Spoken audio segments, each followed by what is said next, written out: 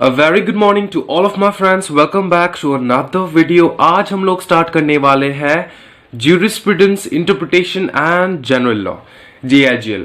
तो जो most awaited topic है वो है CRPC। ओके, सब बहुत ही इंटरेस्टिंग चैप्टर है ये। Okay, we will go into it today. CRPC, Criminal Procedure Code 1973। Now this is one of the most interesting chapter. Actually to be honest ना, JIGL के जितने भी चैप्टर्स है सभी इतने इंटरेस्टिंग है कि क्या बताऊं यार, आपको प्यार हो जाएगा JIGL से। ओके, सो सबसे पहले मैं बता दूं कि मैंने SBEC का स्टार्ट कर दिया देना notes, and then I am doing good in company law. Company law के बहुत सारे लेक्चर्स मैंने दे दिया with notes, and then I have also given you SEBI.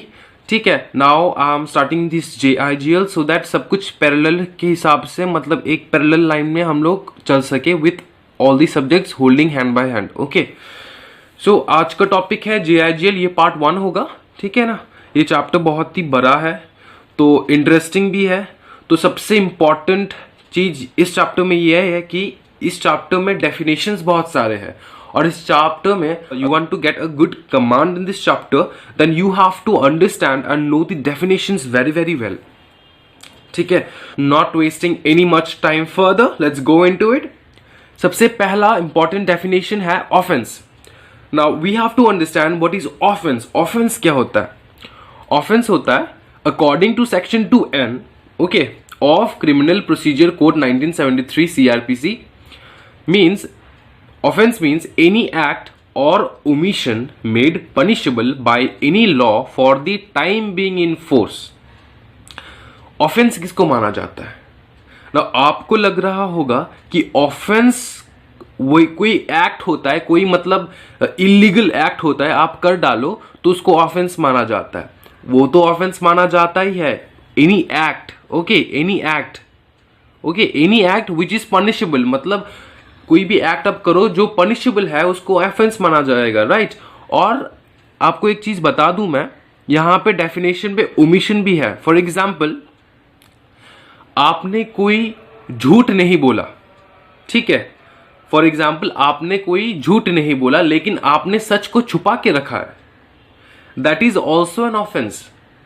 आपने ओमिट किया, ठीक है, आपने ओमिट किया, आपका ओमिशन हुआ है, ठीक है, you have omitted something which is very important and which should be known to the person। now according to section 2N means any act, कोई भी एक्ट हो या फिर ओमिशन हो, आपने कोई चीज किया हो जो कि पनिशेबल हो, मेड पनिशेबल बाय लॉ, ठीक है, आपने कोई एक्ट किया हो, फिजिकल एक्ट किया हो, या फिर आपने कोई ओमिशन किया हो, या फिर आपने सच को छुपाया है, तो उस टाइम पे it is punishable, right. It is punishable by any law, जो कि पनिशेबल है by any law for the time being in force.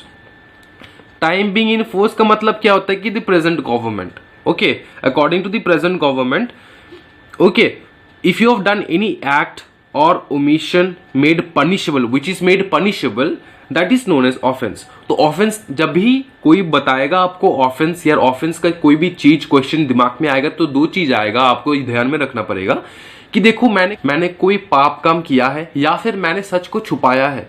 ये दो चीज आएगा आपके ऑफेंस के बीच, ऑफेंस के डेफिनेशन पे। क्लियर? नेक्स्ट है सभी का फेवरेट मेंस रिया। मेंस रिया एक लैटिन वर्ड है जिसका मतलब होता है गिल्टी माइंड। ओके, आपका माइंड गिल्टी हो। नाउ इसका पूरा डेफिनेशन यह है कि maxim acts non facit reum nisi mens sit रिया। नाउ अभी आपको लग रहा होगा सर हम लोग लैटिन भी सीखेंगे सब्जेक्ट में। हाँ जी, आपको बहुत सारे मैक्सिम्स पढ़ना है अभी। Okay, you have lot of maxims to memorise, to revise, to understand. Okay, so maxim कौन सा चीज होता है? ये जो सेंटेंस है ना लैटिन में, इसको हम लोग मैक्सिम कहते हैं। अंडरस्टूड? एक्टर्स, तो ये सिर्फ इसी सेंटेंस को हम लोग मैक्सिम कहने वाले नहीं, ऐसे बहुत सारे सेंटेंस है बहुत सारे चैप्टर्स में, तो उन सभी को we call it as a maxim. Actus non facit reum nisi mens sit rea, इसका मतलब क्या होता है सर? इसका मतलब ये होता है कि the act itself does not constitute guilt unless done with a guilty mind। For example मैं आपको बता दूं, ठीक है, आप गाड़ी पे हो, रास्ते पे, ठीक है, you're on the road, okay, you're inside a car, तो you are driving the car, suddenly one kid, one small boy comes in front of your car and you are not being able to control your car and just hit that boy and accident हो जाता है, तो क्या आप guilty माना जाओगे? No. Okay, no. Why? Because you didn't had any guilty mind. आप तो ऐसे नहीं थे ना कि यार आप पूरा बैठे हो उसी जगह पे कार में और आप वेट कर रहे थे जब वो बंदा जाएगा, रोड क्रॉस करेगा, तभी आप हिट कर दोगे इसको, राइट? तो यही कहा गया है यहाँ पे कि जब तक कोई एक्ट गिल्टी माइंड से ना किया गया हो, एक्ट अपने आप में गिल्टी वाला एक्ट नहीं होता. आप मतलब हिट करके आप सोचने लगोगे, आप गिल्ट में गिर जाओगे, यार मैंने एक बंदे को मार दिया यार, रास्ते पे एक बंदे को मार दिया यार, अभी क्या होगा? तो आपको फिक्र करने की जरूरत नहीं है. दैट एक्ट जो आपने किया ना, वो गिल्टी वाला एक्ट नहीं है. You don't have to be guilty, क्योंकि आपने गिल्टी माइंड से वो एक्ट नहीं किया. तो कोई भी आप क्रिमिनल एक्ट कर रहे हो, ठीक है, कोई भी आप क्रिमिनल एक्ट कर रहे हो, कोई भी आप ऑफेंस कर रहे हो, वो तब तक गलत नहीं होता जब तक आप गिल्टी माइंड से ना किया हो. You have to have a guilty mind for an act to be guilty वाला act. Okay, understood? The act itself does not constitute a guilt. The act itself does not constitute a guilt unless done with a guilty intent. Understood now? Clear? Next, we will learn here the types of offense. बहुत सारे types of offense है. Okay, now ये बहुत interesting है. Types of offense.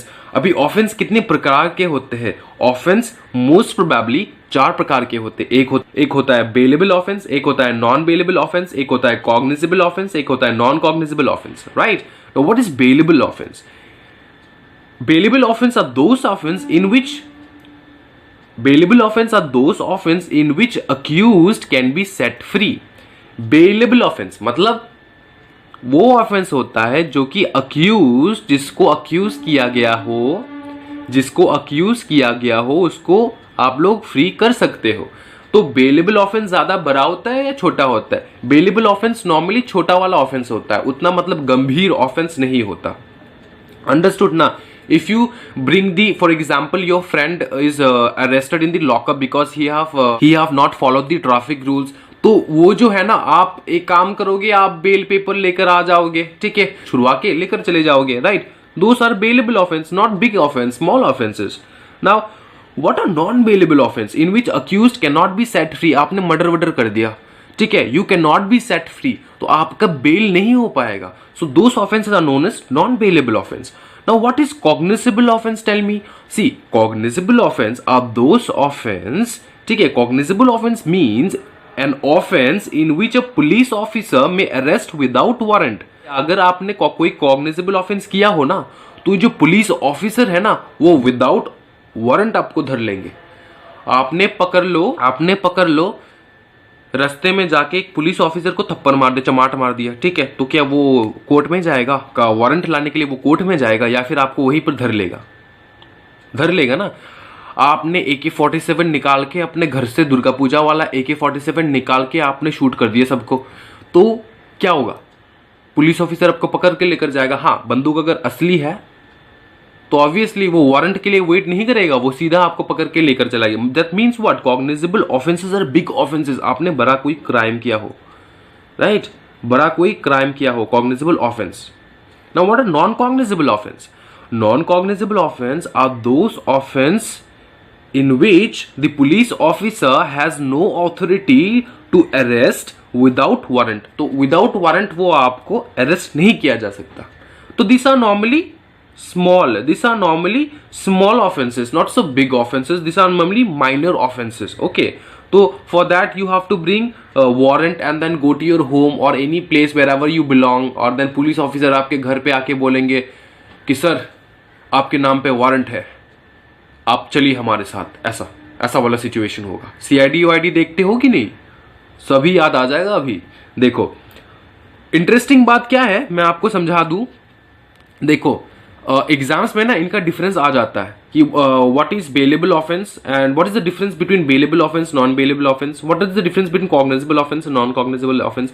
Actually ये जो चारों offence है ये एक साथ इंटर रिलेटेड है. ये एक दूसरे के साथ इंटर रिलेटेड है. कैसे इंटर रिलेटेड है सर? देखो नॉन बेलेबल ऑफेंस ना ऑलवेज कॉग्निजेबल ऑफेंस होता है। मतलब नॉन बेलेबल मतलब कौन सा ऑफेंस? नॉन बेलेबल मतलब बड़ा ऑफेंस, राइट? कॉग्निजेबल ऑफेंस भी तो बड़ा होता है। तो अगर आपने कॉग्निजेबल ऑफेंस किया हो that is obviously non bailable, क्योंकि उसका बेल नहीं मिल सकता। आपने किसी को मर्डर वर्डर करा दिए, टेररिस्ट हो आप, आपको बेल मिलेगा? नहीं मिलेगा बेल। तो आप अगर फॉर एग्जाम्पल को एग्जाम में आया कि what is non bailable offence, तो आप लिख दोगे non bailable offence are those offence which can not, in which the accused can not be set free and they are also cognizable offences. तो cognizable का offence का जो definition है ना, वो घुसेर दोगे आप नॉन बेलेबल ऑफेंस में भी, क्योंकि non bailable offence are cognizable offence and cognizable offence are non bailable offence.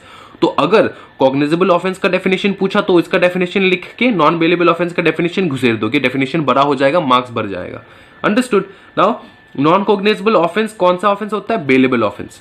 Non cognizable offence are always bailable offence and bailable offence are always non cognizable offence. देखो shortcut मैं बताऊं याद रखने के लिए, देखो यहाँ पे दो नॉन है, एक नॉन है बेलेबल ऑफेंस के लिए, एक नॉन है कॉग्निजेबल ऑफेंस के लिए। Non bailable offence always will go with cognizable. यहाँ पे नॉन है ना, तो यहाँ पे नॉन नहीं हो सकता कॉग्निजेबल ऑफेंस।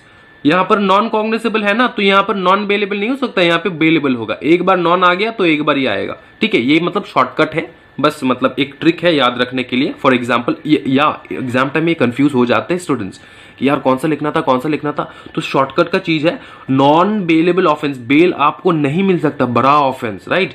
तो नॉन के साथ कौन सा आएगा? नॉन आएगा। नॉन के साथ नॉन नहीं आएगा, नॉन के साथ जो बिना नॉन वाला है वही आएगा। तो बिना नॉन वाला कौन सा है? Cognizable offence.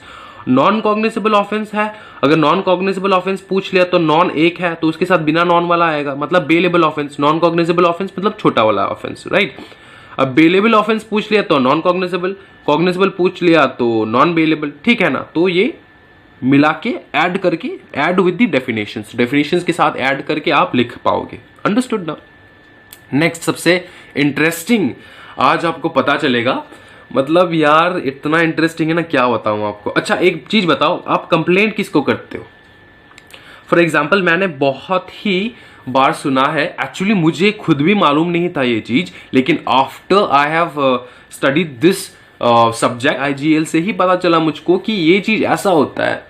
आप अगर पकड़ लो आपके घर में से कोई चीज चोरी हो गया, ठीक है, तो आप क्या करोगे? कंप्लेन लिखाने जाओगे। कंप्लेन लिखाने कहाँ जाओगे?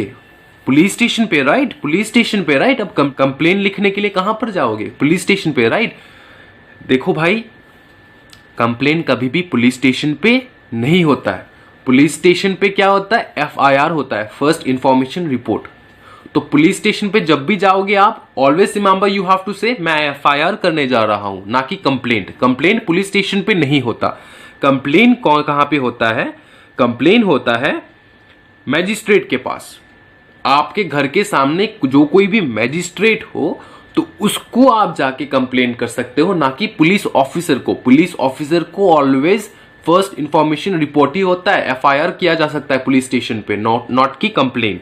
तो complain means any allegation made orally और इन राइटिंग। तो आपका कंप्लेंट ऑरली भी हो सकता है या फिर राइटिंग भी हो सकता है। देखो कितना बड़ा चीज है, आपका कंप्लेंट जो है ना, ये ऑरल भी हो सकता है और राइटिंग भी हो सकता है। To a magistrate, always remember complain is made to a magistrate, clear? With a view to some person whether known or unknown has committed an offense but does not include a police report. Understood ना? To a magistrate with a view to some person whether known or unknown, मतलब आप with a view मतलब आपके view में, आपके नजरों में कोई बंदा अगर नोन बंदा हो या अननोन बंदा हो, जो कि कोई क्राइम कमिट किया हो, जो कि कोई ऑफेंस कमिट किया हो, ठीक है, उसी वजह से आपने जाके मैजिस्ट्रेट को कंप्लेंट करना है। और याद रखियो कंप्लेंट में पुलिस रिपोर्ट इंक्लूड नहीं होता, पुलिस रिपोर्ट दूसरा होता है, पुलिस रिपोर्ट होता है FIR। तो आप FIR नहीं कर सकते हो मैजिस्ट्रेट के पास, आप FIR करना पड़ेगा पुलिस स्टेशन पे, लेकिन complaint you always have to make to the magistrate. Clear ना? देखो कंप्लेंट का फीचर्स देख लेते हैं। यहाँ पे कंप्लेंट का फीचर्स कौन सा फीचर्स है? The features of a complaint are as follows: an oral और रिटन एलिगेशन, तो आपने किसी के ऊपर एलिगेशन लगा रहे हो, ये एलिगेशन रिटन भी हो सकता है या फिर ऑरल भी हो सकता है। सम पर्सन नोन और unknown has committed N crime, कोई बंदा होना चाहिए जो कि नोन हो या फिर अननोन भी हो, और वो बंदे ने कोई क्राइम बा ऑफेंस कमिट किया हो।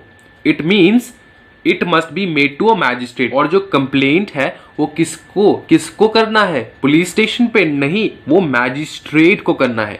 ये complaint should always be made to the magistrate. It must be made with the object that he should take action, और ऐसा आपका ऑब्जेक्टिव होना चाहिए। आप मैजिस्ट्रेट के पास जा रहे हो, ऐसे मतलब चाय पानी खाने के लिए नहीं जा रहे हो मैजिस्ट्रेट के पास, आप ऐसे ऑब्जेक्टिव लेके जाना पड़ेगा कि यू वांट, योर ऑब्जेक्टिव ऐसा होना चाहिए कि मैजिस्ट्रेट कोई एक्शन लो। आप मैजिस्ट्रेट को जाकर बोल दोगे, सर पता है यार मेरे घर के सामने ना एक बंदे ने किसी दूसरे बंदे को ना गोली मार दिया यार, क्या मजे की बात है सर, क्या क्या होता रहता है आजकल, ऐसा बात बता के आप चले आओगे। तो ऐसा नहीं होता। आप अगर कंप्लेन कराने जा रहे हो ना, you have to be like this, sir मेरे घर के सामने ऐसा कुछ हो चुका है, ठीक है, किसी ने किसी को मार दिया है, मैंने खुद से देखा है, मैं गवाह हूं इस चीज का, प्लीज आप कोई एक्शन लीजिए। तो this is the way you do complain to a magistrate, अगर आपका कंप्लेन ऑरल हो तो। एंड अगर रिटन हो then you have a different procedure, आप you have to write it down कि आपने क्या देखा नहीं देखा etcetera etcetera, and then you have to make to the magistrate. Now let's learn bail. Bail के मतलब समझ लेते हैं। हाँ, इंटरेस्टिंग डेफिनेशन है, you have to memorise this definition, इससे छुटकारा नहीं पाया जा सकता है। This definitions are very very important definitions, और ये डेफिनेशंस जो है ना, ये आपका एग्जाम्स में आ जाते हैं, और थ्रू आउट योर लाइफ आता है ये definitions, throughout your life, because you are a law student, isn't it? You are a company secretary, you are studying for a company secretary who is expertise in law, right? In law, maybe company law or JIGL, ठीक है, any law you talk about, SEBI, ठीक है, any law you talk about, who is the expert in that field. So for that reason you have to understand the meaning very very nicely. So what is the meaning of bail? It means the release of the accused from the custody of the officer of law and entrusting him to the private custody of persons who are surety to produce the accused to answer the charge at the stipulated time or date. देखो बहुत ही मतलब सुन के ऐसा लग रहा होगा मतलब क्या बोल दिया सर ने, नहीं ऐसा कुछ नहीं है, बहुत ईजी है, देखो समझो इसको। It means the release of the accused from the custody of the officer, ठीक है। For example bail, obviously bail मतलब क्या हो चुका है कि किसी बंदे को, आपके रिलेटिव हो, आपके जान पहचान के जो भी बंदे हो, उनको पुलिस ने आपके कस्टडी में ले लिया, तो that accused is under the custody of the police, और उस अक्यूज्ड को आपको रिलीज करना है from the custody of the officers of law. Officers of law कौन है?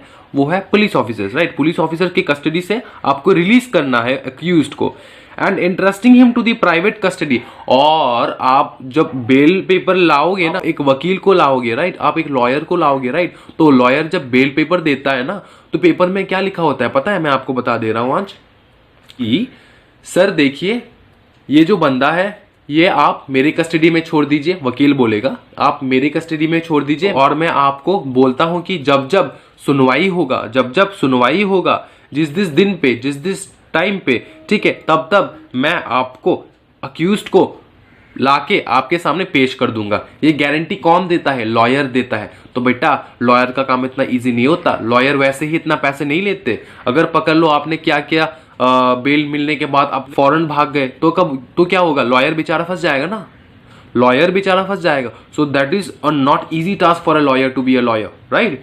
So this is the thing. It means the release of the accused from the custody of the police officers, मतलब officers of law, and entrusting him to the private custody of persons who are the surety to produce the accused to answer the charge at the stipulated time or date. Clear? Bail का meaning clear हो चुका है, right? No doubt into it. Let's go to anticipatory bail. Sir कितने type के bell होते हैं यार? ये और एक टाइप की बेल है, ये देख लो, बहुत ही काम आएगा आपको। अगर आप बहुत बदमाश बच्चे हो तो बहुत काम आने वाला है, ठीक है। फॉर एग्जाम्पल मैं आपको स्टोरी बता रहा हूँ, सुनो। एक बंदा होता है डाकू मंगल सिंह, उसका नाम ही है डाकू मंगल सिंह, ठीक है। तो उसको रात को सपना आता है कि यार मुझको ना कल पुलिस ऑफिसर आने वाले पकड़ने, कल शाम को आएंगे पुलिस ऑफिसर पकड़ने। तो उसने क्या किया, सुबह होते ही वो फटाफट निकल गया कोर्ट के लिए। कोर्ट में जाके उसने एंटीसिपेटरी बेल ला लिया, एंटीसिपेटरी बेल ले लिया। ठीक है, बेल लेने के बाद वो घर पे आ चुका है। अभी वो आराम से बैठ रहा है घर पे। पुलिस ऑफिसर्स आया, आके बोले मंगल सिंह को, Mangal Singh you are arrested, मेरे पास वारंट है आपका।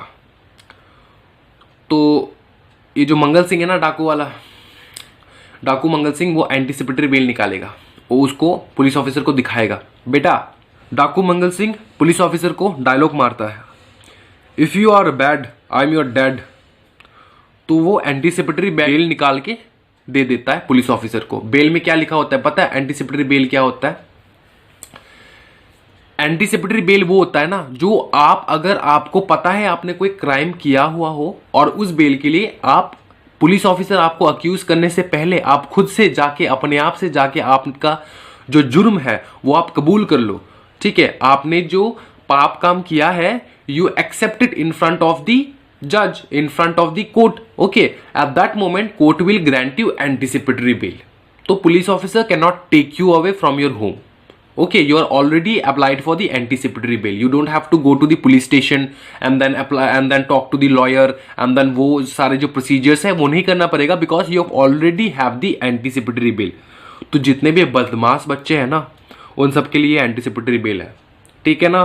It is granted by the high court। और anticipatory bail कहाँ से मिलेगा आपको? is granted by the high court। High court से मिलेगा आपको anticipatory bail, और एक कोर्ट ऑफ सेशन या फिर सेशन कोर्ट से मिलेगा आपको anticipatory bail to a person who apprehends arrest for having committed a non bailable offence.